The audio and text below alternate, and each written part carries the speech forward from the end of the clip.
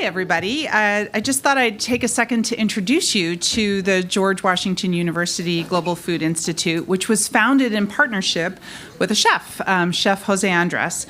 It was founded with the ambitious goal of transforming people's lives and the health of the planet by changing the way we view food, food's integral role in creating a better world. So totally aligned with all of you in today's event.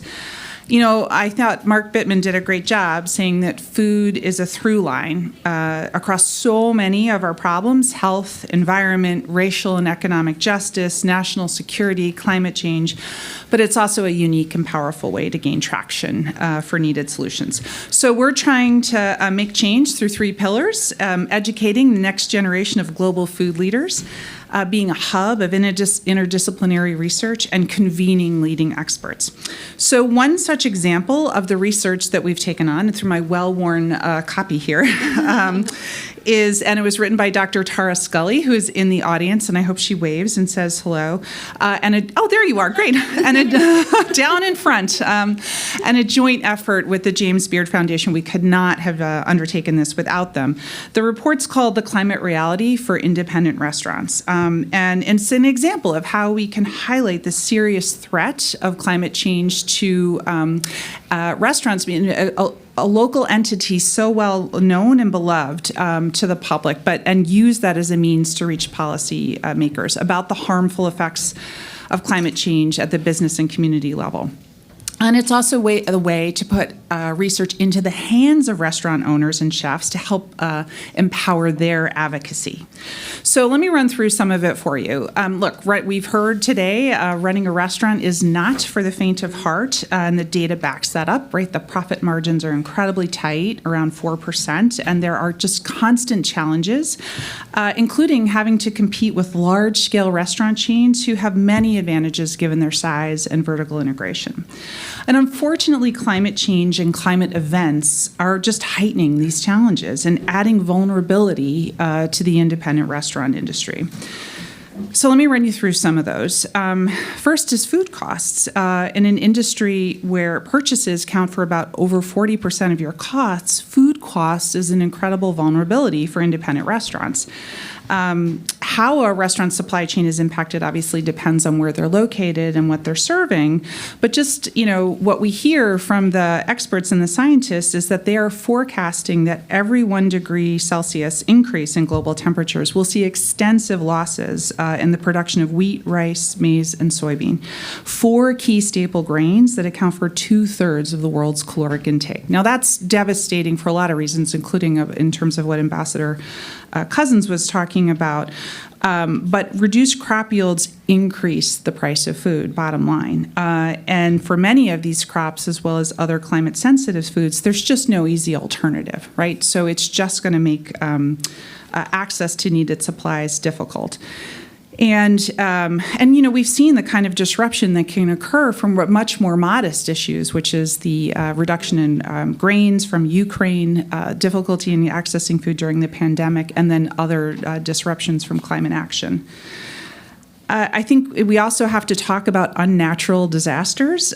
Climate change has already been associated with major weather events that disrupt food production and supply chains. And even though they look like natural disasters, we call them unnatural disasters because they're the result of human activities leading to climate change. So prime example is drought, hurricane, wildfire, and rising temperatures, for example, that can affect seafood catch.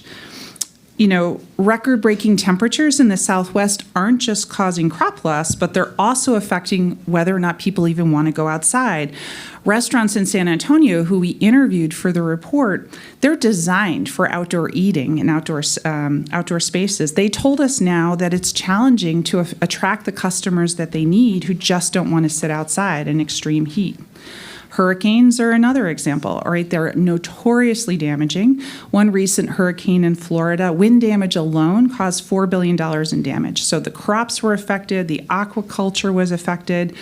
But think about this from the restaurants. Fishing industry gets put on hold as the hurricane is coming. Restaurants then have to shut down during the hurricanes, understandably. And then when they reopen, can't get access to their the regular sources of fish that they might otherwise be serving. And warming waters are also resulting in changes to seafood habitat. From lobster to sea bass, these species have very specific temperature requirements and habitats, and it's shifting where they are and affecting the fishing industry, which then makes its way to restaurants. And think of wildfires, again, incredibly devastating in terms of the human impact, and also the loss of to producers, but they also can impact restaurant attendants. No one wants to go outside if they can't see a few feet in front of them or don't trust the air that they're breathing. And this isn't something that's just being experienced out west.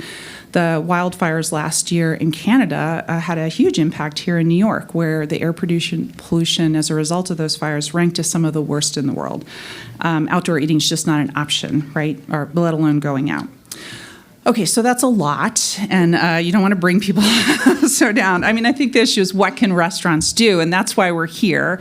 And I'm really inspired by all of the conversation.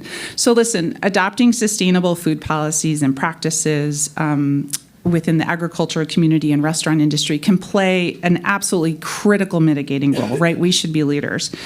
And that's a lot about what you're hearing about today, and I'm inspired. So thank you for pulling together such an incredible group of folks. But the reality is it's not all on restaurants and farmers to shift and build a sustainable food system, and that's what you're hearing too.